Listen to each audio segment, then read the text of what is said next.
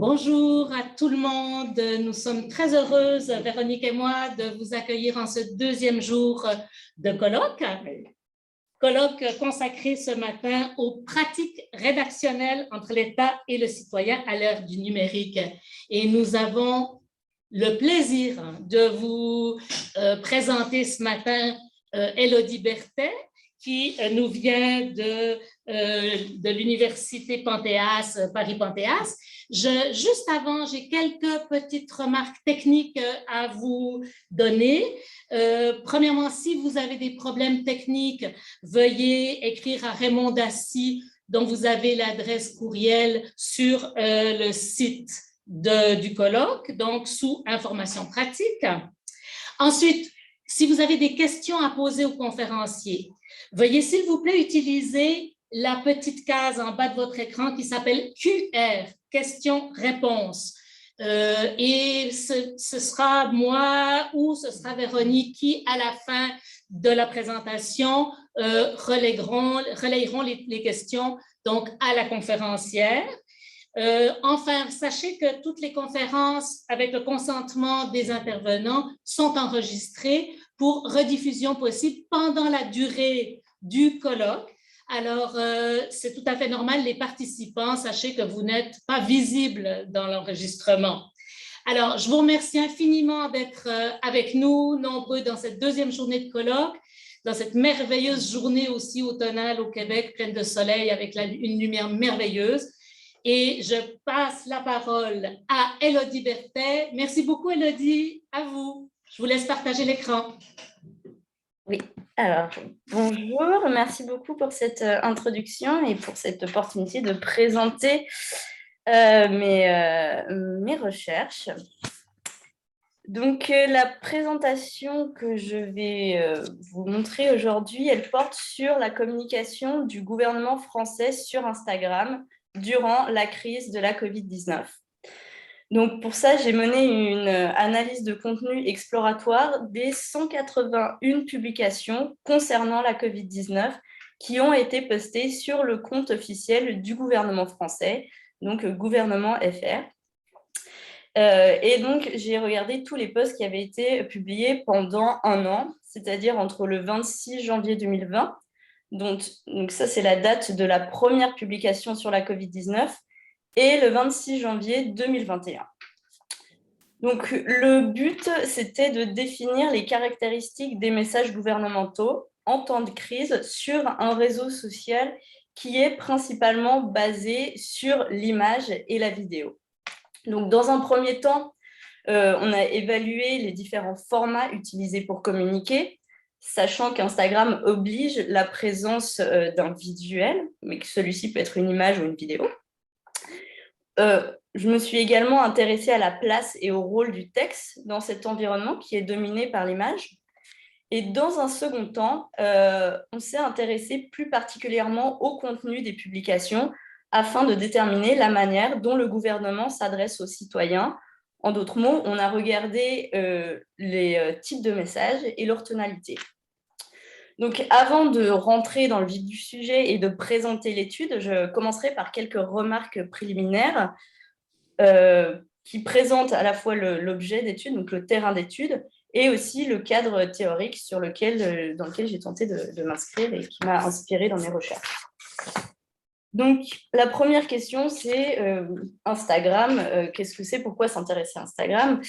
Donc, comme tous les réseaux sociaux, Instagram a l'avantage de permettre la diffusion directe, sans intermédiaire et instantanée de messages. Donc là, de la part, émanant du gouvernement et à l'attention des gouvernés. Donc ici, on soulignera deux particularités d'Instagram. Donc la première, c'est qu'Instagram, c'est un réseau social qui est jeune et c'est-à-dire qui est très populaire chez les jeunes générations. Donc, à savoir que 41% des visiteurs d'Instagram ont entre 11 et 24 ans. La deuxième particularité qui nous intéressera plus particulièrement ici, c'est que Instagram est le symbole par excellence de la culture visuelle en ligne. Donc, sur Instagram, la culture visuelle signifie deux choses. Donc, tout d'abord, tout contenu publié nécessite impérativement un élément visuel, donc que ce soit une image, un GIF, une vidéo, mais il est impossible de charger du contenu sans inclure un élément visuel à la présentation, enfin à la publication, pardon. Et la deuxième signification de cette culture visuelle, c'est que les images et les vidéos servent essentiellement aux internautes à communiquer les uns avec les autres. Donc, il n'est pas une question uniquement d'esthétique, mais vraiment de conversation entre les individus. Donc, dans notre étude, on s'est demandé comment le gouvernement adaptait son discours dans cet espace numérique, sachant qu'il est contraint par la plateforme à s'adapter à ces codes. Le deuxième point préliminaire porte sur la communication entre l'État et les citoyens et les recherches qui ont déjà été menées à ce sujet. Donc, dans notre réflexion, on s'est inspiré des recommandations d'Isabelle Claire qui ont pour but de faciliter et de simplifier la communication entre l'État et les citoyens afin de garantir la bonne compréhension des messages par des citoyens qui ont des niveaux de compétences divers et variés. Donc, de manière très grossière, les recommandations se basent sur deux grands principes. Le premier, c'est que l'administration devrait se mettre à la place du citoyen. Et le second, c'est que l'administration devrait employer un langage simple et clair. Donc, il y a différentes règles d'écriture qui sont énoncées. Et les quelques points qu'on retiendra ici et qui vont nous aider à comprendre la communication sur Instagram, c'est la personnalisation de l'écriture.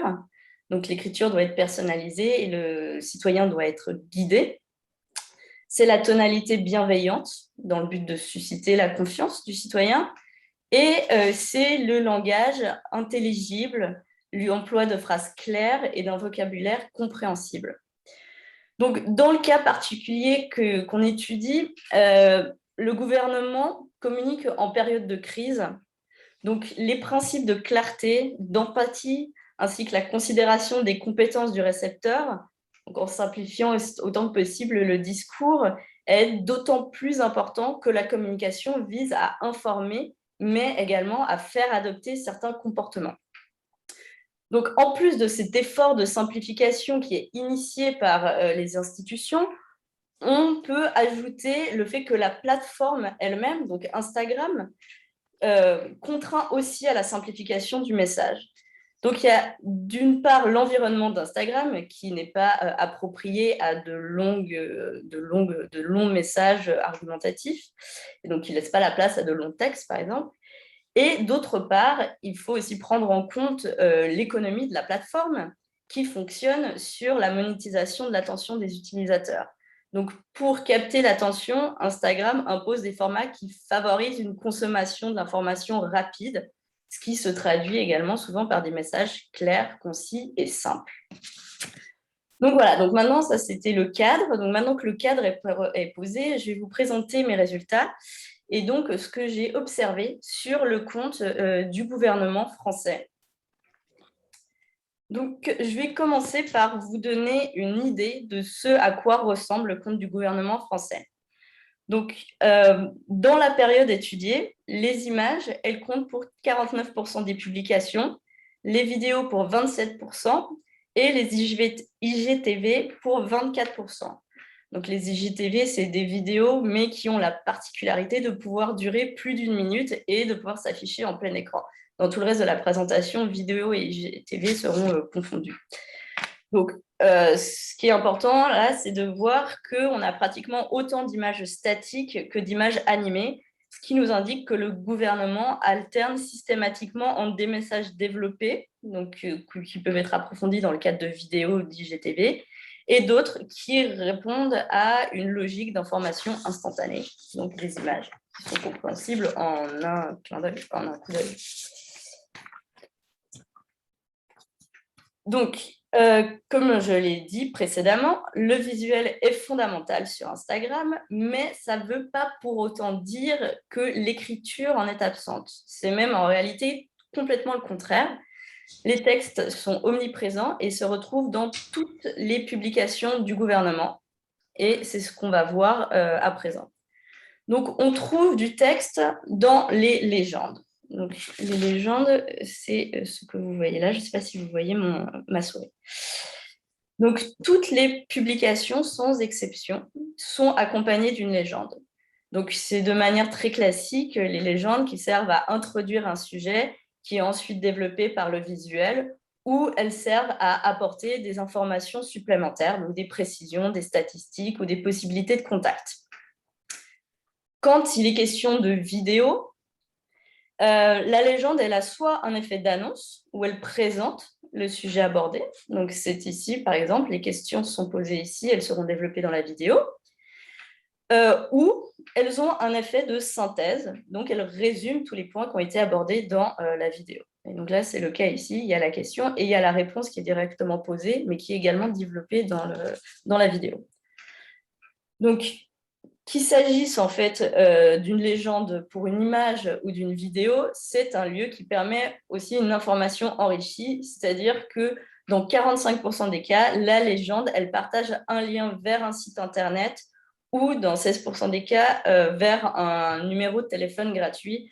Donc là, j'ai mis un exemple où vous avez tout, en fait. Il y a à la fois le téléphone, à la fois le site internet.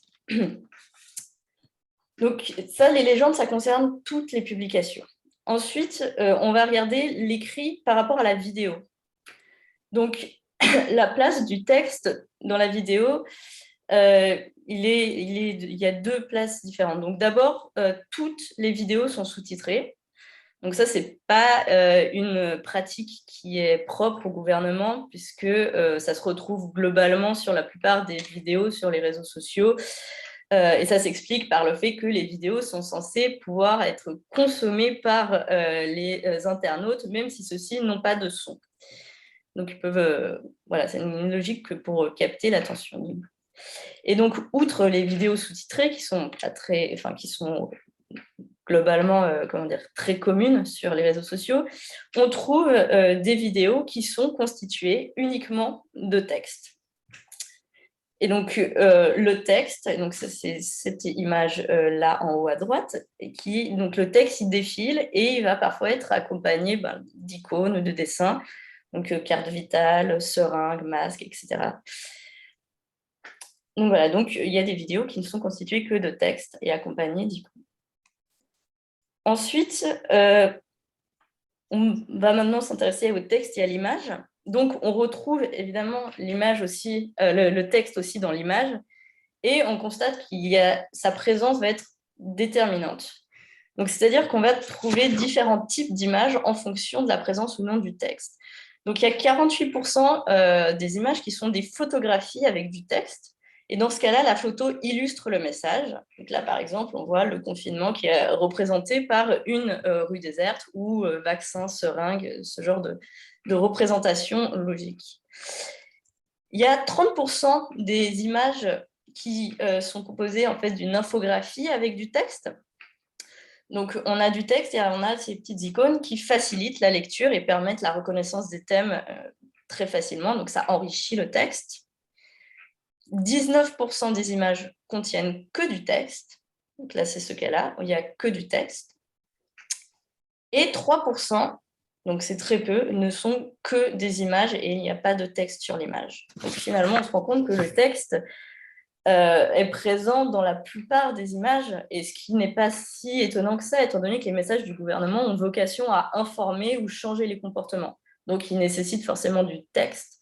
Et pour être sûr d'être lu, le texte doit autant que possible être situé sur l'image. Donc là, on rentre dans la logique de la plateforme, du coup.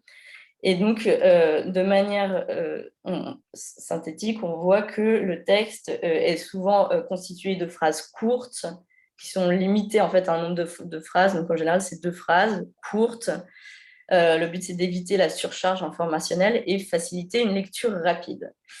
Il est régulièrement disposé sous forme de liste, comme vous pouvez le voir, et souvent les mots importants seront mis en gras ou seront mis dans des couleurs différentes. La dernière forme de texte qu'on trouve sur Instagram, c'est l'hypertexte. Donc, l'hypertexte, c'est une forme d'écriture délinéarisée typique du web qui sert à renvoyer vers une autre page.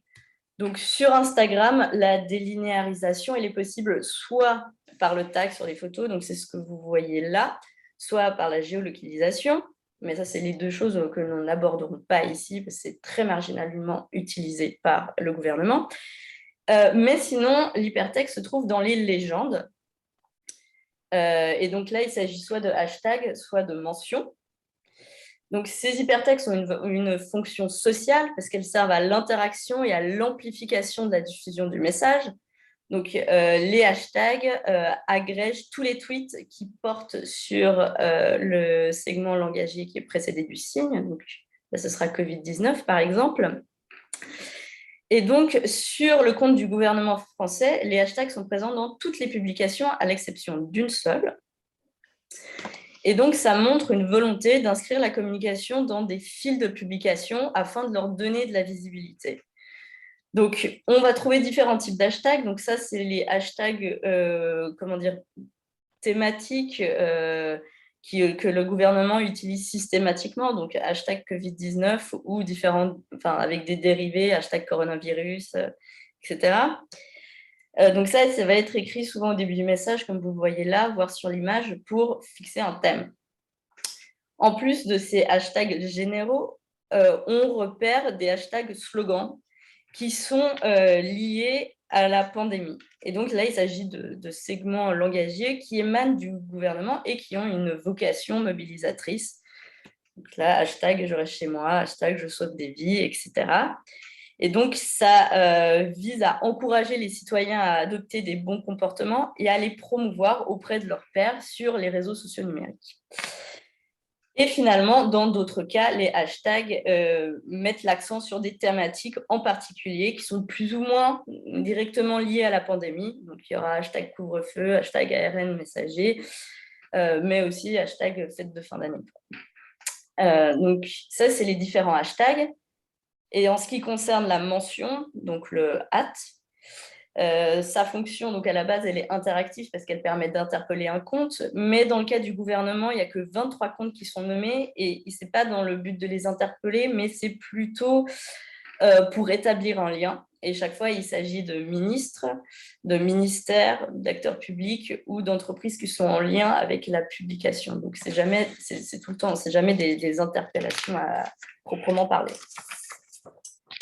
Donc maintenant qu'on a vu à quoi ressemble le compte d'Instagram, à quoi ressemblent les contenus qui sont postés, on va s'intéresser un peu aux messages. Donc, on a classé les publications selon les types de discours. Donc, il y a trois grands types de discours qui se retrouvent sur Instagram. Donc, c'est les publications explicatives qui sont majoritaires, les publications injonctives et les publications narratives.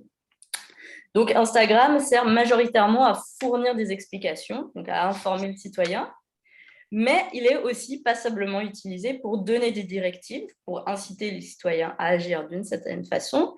Et dans une minorité des cas, les publications sont narratives, c'est-à-dire qu'elles racontent une histoire. Donc, on va voir un peu en détail de quoi il s'agit. Donc, les premiers, ce sont les messages explicatifs. Donc, je les ai scindés en deux grandes catégories. D'abord, il y a ceux qui ont une visée informative. Donc, dans ce cas-là, c'est des messages qui se caractérisent par l'emploi de phrases assertives. La tournure, elle est impersonnelle ou passive. Donc, il est possible de se faire dépister ou des campagnes préventives de dépistage sont organisées. Ou par un adressage à la forme du « vous ». Donc, vous avez la possibilité de vous faire dépister. Donc, les informations transmises par le gouvernement dans ce type de message, ils portent principalement sur les mesures appliquées, donc test PCR, test antigénique, port du masque, confinement, couvre-feu, etc. Et sur l'action de l'État.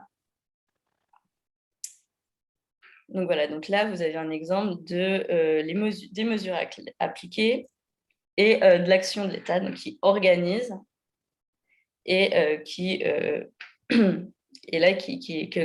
annonce. Donc, l'autre forme de message explicatif, c'est les messages didactiques. Donc, là, dans ce cas-là, les messages sont introduits par une phrase interrogative qui est dans la légende ou sur la vidéo ou la photo directement. Et dans ce cas-là, l'adressage sera soit générique, donc avec le on, soit de nouveau vous, soit, et là ça diffère, avec le je. Donc, peut-on avoir la Covid sans avoir de symptômes?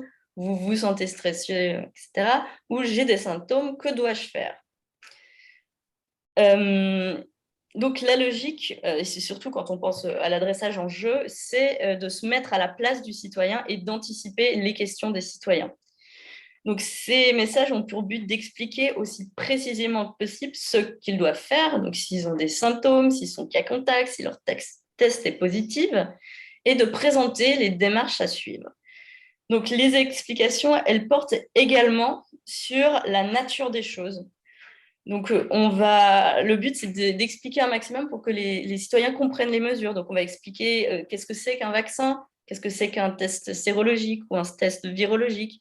On va se demander est-ce que le masque est efficace, ce genre de questions. Donc, dans ce cas-là, la vidéo est le format privilégié parce que ça permet de rentrer dans le détail. Donc, c'est 80% des publications explicatives. Donc, ça peut être des infographies, mais ça peut être aussi des messages d'experts. Donc là, vous voyez, c'est un médecin. Mais il y a aussi des psychologues, des responsables des ressources humaines ou un message d'un ministre. Donc, il y a Christophe Castaner, Michel Blanquer, Olivier Véran, qui répondent aux questions que peuvent se poser les citoyens sur la maladie, sur l'intérêt du couvre-feu, sur l'école Covid, etc. Sur plein de questions, en fait. Et donc, outre la vertu pédagogique de ces vidéos exposent aussi un argument d'autorité en justifiant indirectement les mesures gouvernementales par une parole experte. Donc, l'État cherche à renforcer sa crédibilité en matière de gestion de crise. Mais on trouve aussi dans les vidéos explicatives des témoignages des citoyens eux-mêmes. Donc, c'est des citoyens qui viennent se faire dépister, qui viennent se faire vacciner, etc. Et donc, ça montre d'une part que les mesures sont respectées par les citoyens et ça encourage les autres à en faire de même. Et ça rassure aussi sur la manière dont les choses se déroulent. Mais aussi, les citoyens parlent aux citoyens. Et ça a pour but de susciter la confiance. Donc, ils fournissent des explications avec leurs propres mots, ce qui a l'avantage de diminuer le risque de jargon technique et de renforcer la clarté du message. Donc, ces témoignages, ça donne de la visibilité, ça donne des visages en fait à la communauté nationale et à l'effort collectif. Maintenant, les messages injonctifs. Donc, ces messages, ils contiennent une directive ou une forme d'ordre. Donc, ils visent principalement à mobiliser les individus et à les inciter à respecter les mesures de sécurité sanitaire. Donc, confinement, couvre-feu, gestes barrières, distanciation sociale, port du masque, etc. Donc, le verbe est à l'impératif, à la première personne du pluriel, souvent. Donc, soutenons nos fleurs riches, achetons local. Donc, dans ce cas-là, le gouvernement s'inclut dans la communauté nationale, ou le verbe est à la deuxième personne du pluriel. Et là, dans ce cas-là, l'État s'affirme en tant qu'instance dirigeante et enjoint les citoyens à agir. Donc, c'est protégez-vous, arrêtez les embrassades, téléchargez l'application. Voilà, donc aussi pour adoucir en fait cet ordre et l'injonction, le gouvernement utilise le pronom on. Donc, même en soirée avec ses amis, on applique les gestes barrières et le prénom je. Donc, si je suis contact, je m'isole immédiatement et je prends contact avec mon médecin, etc. Donc, les directives, elles sont à 69% données par des images, contre 31% par des vidéos. Donc, la logique veut que les recommandations soient transmises de manière concise et synthétique pour faciliter leur compréhension et aussi éviter que l'attention de l'internaute se perde. Donc, les images, elles se composent parfois uniquement d'un message injonctif sous une forme de slogan, donc c'est le cas sauver des vies et rester prudent, mais la plupart du temps, le texte est enrichi de photographies en arrière-plan qui illustrent le propos. Donc là, on voit le grand-père qui fait du jardinage avec son petit-fils et ils sont à 1 mètre de distance. Donc ça, on illustre ce qui est écrit. Et donc ça, c'est un cas de figure, mais dans d'autres cas de figure, on retrouve l'infographie. Donc là où, de nouveau, par exemple, le lavage de mains, les gestes barrières, etc., sont représentés par des icônes. Donc ça, c'était pour les photos. Et pour les vidéos, c'est soit des infographies, de nouveau, soit des clips de prévention qui sont diffusés, excusez-moi, qui font aussi, qu'on retrouve aussi sur d'autres médias, comme à la télévision, ou sur des affiches. Et dans de très rares cas, les individus sont mis à contribution. Donc, il y a une vidéo où c'est un joueur de tennis qui est mis en scène pour promouvoir les gestes barrières pendant le Roland-Garros, et un autre cas où c'est le président de la commission médicale des hôpitaux de Paris qui transmet des recommandations. C'est les deux cas où les messages s'appuient sur des figures populaires ou expertes pour inciter les citoyens à agir. Et finalement, les messages narratifs, ceux-là, ils racontent une histoire. Donc, il y a plusieurs types d'histoires. Il y a l'histoire de l'action gouvernementale. Donc, on retrouve la même logique que vue précédemment dans les messages explicatifs, qui veut que l'État met en avant son action dans la lutte contre la Covid. Donc, cette fois, il n'explique pas comment, mais on est vraiment dans la pure valorisation de l'État. Il montre qu'il est solidaire, il montre qu'il est actif, il affiche ses valeurs. Et le gouvernement remercie aussi les citoyens pour leur action. Donc, il met en scène le combat collectif contre la pandémie. Donc ça, c'est les premières histoires. Mais il y a aussi les histoires des citoyens et les histoires, pardon, ça c'était l'unité nationale, donc l'État qui met en scène le combat collectif. Et donc ça, c'est les histoires des citoyens. Donc il y a des reportages qui visent soit des lieux publics, par exemple ouverts au public, donc la Tour Eiffel, un camping, des commerces, etc., où ces reportages démontrent comment les mesures sanitaires sont concrètement mises en place et donc rassurent la population. Ou des initiatives. Pardon ?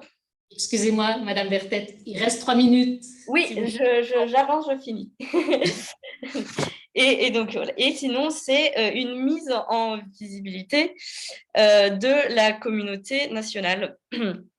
On va valoriser les initiatives citoyennes, on va mettre en lumière des citoyens qui sont au service des autres et raconter leurs histoires. Donc, c'est un moyen de créer un sentiment national d'unité qui fait d'ailleurs écho au hashtag France Unie ou Tous Mobilisés.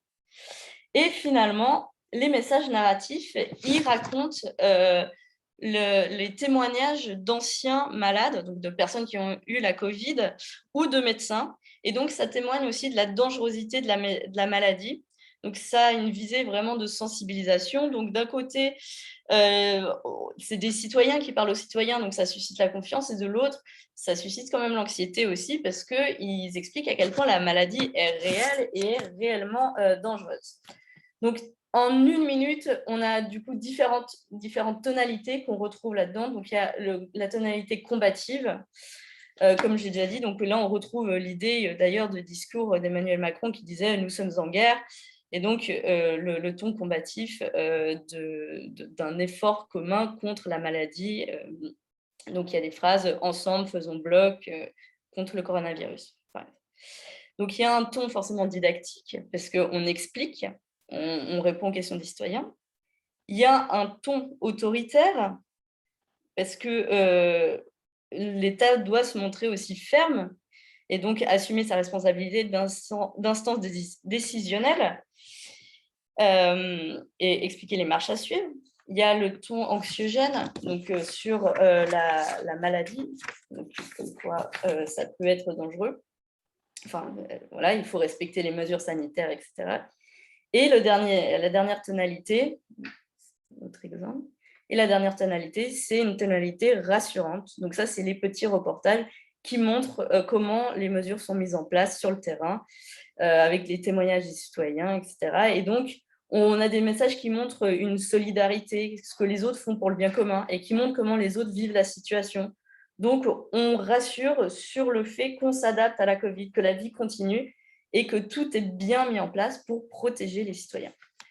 Donc, pour conclure, je dirais que bien que Instagram soit un réseau social basé sur le visuel, le texte est très présent et très important. L'écriture, en général, clarifie le message et l'image sert à exemplifier. Donc, le texte est souvent plus important que l'image.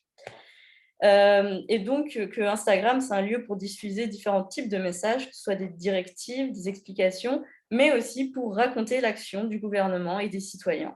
Donc, on a vu, le gouvernement alterne en différents types de discours.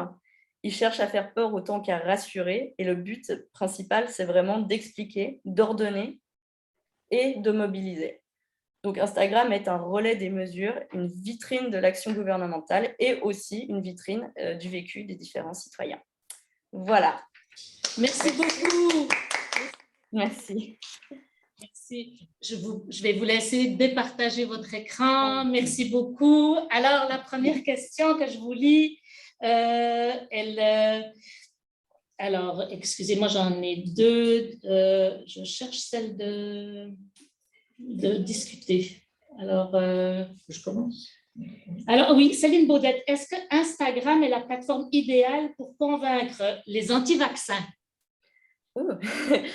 Est-ce que c'est... Alors, je pense pas que ce soit forcément la plateforme idéale pour convaincre les anti-vaccins, sachant que les réseaux sociaux fonctionnent quand même par bulles et que souvent on se retrouve affilié, enfin on se retrouve dans des sortes de communautés en ligne basées sur des principes d'homophilie où tout le monde a tendance à penser de la même manière et à partager des intérêts communs.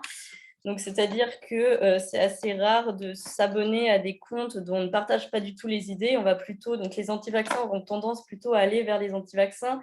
Et donc, il y a peu de perméabilité entre les communautés. Donc, je ne sais pas si Instagram est une bonne plateforme pour convaincre, sachant qu'on a un risque de s'adresser à des gens qui sont déjà convaincus par le message qu'on va porter. Ce qui est possible, c'est de faire des campagnes publicitaires. Et après, là, pour le coup, est-ce que ça a réussi à convaincre? J'en doute. Merci. Merci. Et une autre question, Dominique Joseph. Le gouvernement a-t-il publié les mêmes messages sur Facebook ou ailleurs? Est-ce qu'il y avait donc une stratégie multiplateforme? Alors, j'ai moins regardé en détail Facebook, mais globalement, on retrouve le même type de posts sur les différentes plateformes, en particulier Facebook et Instagram, étant donné que souvent, il y a, on va retrouver les mêmes posts, mais pas nécessairement. Après, je n'ai pas assez étudié Facebook pour vous dire combien de pourcentage ce sera différent, etc. Mais globalement, on peut retrouver le même type de contenu sur Facebook que sur Instagram, mais de manière générale, pas forcément sur la Covid. Là, maintenant, si on regarde la communication gouvernementale en ce moment, on retrouve des messages ou des mêmes thématiques qui sont poussées sur les réseaux, enfin sur Facebook et Instagram en même temps. Pour compléter ce que vous venez de dire, les images sont reprises sur des panneaux dans les bus, etc. C'est-à-dire qu'il y a une continuité sur un autre support, il me semble. Oui, alors on va retrouver sur Instagram ou sur Facebook effectivement les images. Alors par exemple, les icônes, ce sera tout le temps les mêmes, et ce qui est normal parce qu'il faut viser à une cohérence de la communication sur tous les canaux, et que les réseaux sociaux, ça reste un canal parmi plein d'autres. Donc, on va retrouver parfois les mêmes messages, on va retrouver les mêmes visuels, on va retrouver les campagnes, par exemple, les campagnes qui passaient à la télévision ou même les affiches, on les retrouve sur Instagram et sur Facebook. Ça, c'est effectivement, oui. Alors, j'en profite, comme j'ai pris la parole. Merci pour cette présentation et vous montrez bien à quel point c'est illusoire de séparer le texte de l'ensemble du document et qu'il n'y a pas un texte et une image et l'un qui serait le support de l'autre. On est vraiment dans la fabrication d'un document, un document écrit où le visuel est aussi important que le lisible. Ouais. Et là, vous le montrez bien dans la dynamique de ce que met en place le gouvernement. Et on sent qu'il y a, entre guillemets, des traces historiques quand vous dites qu'il adopte une forme impersonnelle et que par contre, il va faire intervenir les citoyens pour qu'ils témoignent de leur expérience. Et on voit bien qu'on est en train comment dire, de construire ces documents en avançant avec la technologie et ce que nous permet la technologie. Oui. Alors, moi j'aurais eu une question. Est-ce que vous envisagez par la suite, par rapport à ce qu'on a vu hier, d'essayer de voir l'expérience utilisateur, c'est-à-dire de prendre 10, 20 personnes et de voir qu'est-ce qu'ils évaluent, eux, de cette pratique, ou pas du tout? Alors, ce n'est pas quelque chose que j'envisage de faire. Après, c'est quelque chose qui serait certainement passionnant à faire. Après, moi, tout de suite, ce n'est pas dans mes projets immédiats, en tout cas. Mais ce serait vraiment intéressant de voir comment sont perçus, comment sont reçus les messages justement par les utilisateurs. Je pourrais commencer par faire des petits sondages parmi mes étudiants C'est ça. qui utilisent Instagram, par exemple. Je reprends la main parce qu'on a beaucoup de questions qui nous sont arrivées. Alors, quel est, selon vous, ou je ne sais pas si vous avez, vous pouvez répondre, mais enfin, on nous demande, Jean-Paul Guillaumin, quel est le réseau social le plus utilisé par le gouvernement français? Est-ce que vous auriez une idée des données sur Facebook, LinkedIn, Snapchat et TikTok, par exemple? Je n'ai pas de données, donc je ne pourrais pas vous répondre de manière argumentée, mais en tout cas, il y a une vraie volonté de vouloir diversifier et justement de parler aux jeunes. En fait, il y a une réelle volonté du gouvernement de parler aux jeunes, surtout là maintenant qu'on arrive en période électorale déjà maintenant. Et donc, mais ça fait depuis le début, enfin ça fait depuis un moment qu'il y a, et donc il s'essaye à TikTok, il s'essaye à Twitch, il s'essaye à plein de choses. Ils font appel à des influenceurs également. Après, je pense que ça dépend aussi pour les types de communication. Donc, c'est-à-dire qu'on ne communique pas de la même manière sur, par exemple, Twitter que sur Instagram ou sur Facebook. Donc, ça va aussi dépendre le type de communication et le type les cibles aussi. Et là, sachant que quand on veut parler aux jeunes, Facebook n'attire plus du tout les jeunes générations sur Instagram sont sur Snapchat, TikTok, etc. Et se détournent complètement de Facebook. Alors, après, ça dépend. Il y a tout le temps du monde sur Facebook. C'est tout le temps la plateforme la plus utilisée. Mais si on veut moderniser son image, etc., on va essayer d'aller sur Instagram, sur TikTok, etc., avec plus ou moins de réussite, hein, parce que c'est pas forcément facile de s'adapter. Merci. J'ai une autre question de Sonia Gérolimite. Elle nous dit, pourriez-vous donner plus de précision sur la forme des questions? Est-ce que, je ne sais pas si la question est assez claire pour vous? La forme des questions dans Instagram. La forme... Donc, quand dans les textes explicatifs, quand ils posent des questions, c'est ça? Je pense que oui. Alors, en général, j'ai quelques exemples. Donc, c'est sur la forme des questions, ça va être soit de manière impersonnelle, donc disons comment gérer l'isolement des tensions et les tensions familiales. Donc là, il va y avoir, ils vont répondre et soit ils proposent une aide en ligne, soit ils font venir une psychologue, enfin ils font pas venir, ils font intervenir une psychologue ou un psychologue. Sinon, ça peut être je suis cas contact, que dois-je faire?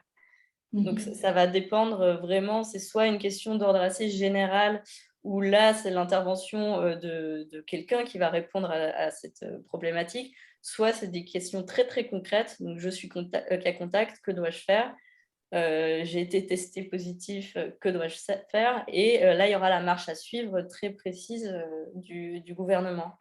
Je ne sais pas si ça répond à la question. Oui, je vous remercie. J'ai vu la réponse c'est oui. Merci beaucoup, Madame Berthet. Une autre question de Rachel Gagnon. Elle demande, est-ce que le gouvernement a fait des publicités qui comparent ou exemplifient des situations internationales? Des publications, non, il ne compare, en tout cas là, dans cette période-là, non, il ne compare pas, il ne parle pas de l'international du tout. Ils disent, alors les seules fois où ils se comparent, c'est qu'ils disent qu'ils sont les seuls en Europe à fournir, je ne sais plus ce que c'est, les tests gratuits ou quelque chose Ouais, je crois que c'est les tests gratuits, mais non, il parle pas de l'international. Il parle des frontières ouvertes ou fermées, mais sans perspective internationale. On est vraiment sur de la communication nationale. D'accord. Une question d'Odette Gagnon. Est-ce qu'il y a moyen de savoir si les messages Instagram sont lus ou visionnés? Alors, on peut savoir si les vidéos ont été vues. On ne peut pas savoir si elles ont été vues en intégralité. Alors, alors moi, je ne peux pas parce que je ne gère pas ce compte.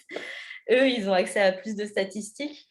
Moi, enfin, n'importe qui, on a accès au nombre de j'aime. Donc, on voit le nombre de personnes qui ont aimé les publications. On voit les commentaires. Et on voit le nombre de vues sur les vidéos. C'est à peu près tout ce que j'arrive à voir. Sachant que j'avais un peu regardé pour donner un ordre d'idée. Il faut que je retrouve mon document sur... attendez. J'avais tout fermé. Hop, engagement sur les vidéos. Le nombre de vues, les vidéos qui ont été les plus vues, en moyenne, une vidéo, on va dire, c'est 46 311 vues en moyenne. Donc, il y en a qui vont faire 534 609 vues, ça c'est la plus, et il y en a qui vont faire 7 743 vues, donc ça c'est pour les vidéos. Et par contre, les j'aime sur les photos, donc en moyenne, il y a 2589 likes par photo. Donc celle qui a le plus de likes, elle a 8855. Et c'est sur le confinement, donc est-ce que c'est que les gens aiment vraiment ou est-ce que les gens prennent note? Et celle qui a le moins, c'est 826 likes. Et c'était la première publication d'ailleurs. Merci beaucoup. Alors, peut-être une dernière question. Les autres plateformes, Ariane Lefebvre, les autres plateformes fonctionnent selon les mêmes conditions. Retrouve-t-on par exemple le même rapport texte-image ou vidéo-texte sur les plateformes comme YouTube ou Facebook? Je ne saurais pas dire parce que je ne sais, je me suis pas intéressée à YouTube. Donc sur Facebook, je pense à peu près, étant donné qu'on retrouve à peu près le même type de contenu. Sur Twitter, forcément, on aura beaucoup plus de textes et puis on aura beaucoup plus de messages aussi, vu que c'est vraiment l'instantanéité. YouTube, je n'ai pas en tête la chaîne du gouvernement sur YouTube, sachant que les vidéos peuvent évidemment se retrouver sur YouTube.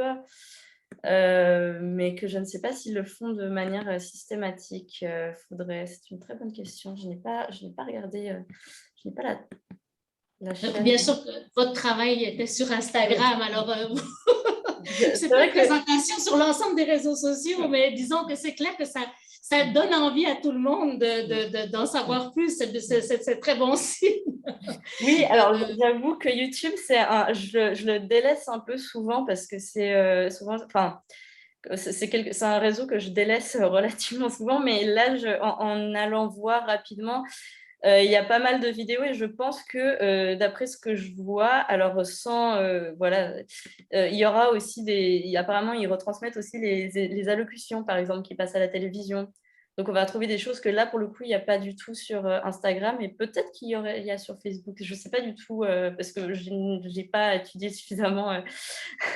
Oui, non, mais vous ne pouvez pas faire un an sur Instagram et un an sur les réseaux sociaux. C'est pas... Là, il y a des années de travail pour faire cela. Et déjà, vous donnez, c'est ce que vient de dire Isabelle, vous donnez envie de savoir comment ça se passe ailleurs. Donc, oui. Non, il y a plein de questions. C'est vrai que ça soulève plein de questions. Après, c'est une question de temps. C'est ça. Et en parlant de temps, justement, j'ai la régie qui m'appelle et qui nous dit qu'il nous reste 1 minute. Donc, on va clore votre conférence en vous disant un immense merci. Vraiment, c'était extrêmement intéressant et on vous souhaite une bonne continuation, un bon colloque et puis une bonne fin de thèse. Alors, au plaisir. Merci 1000 fois. Merci à vous. Et merci beaucoup pour cette organisation et de m'avoir écouté. Merci. Merci. Merci 1000 fois.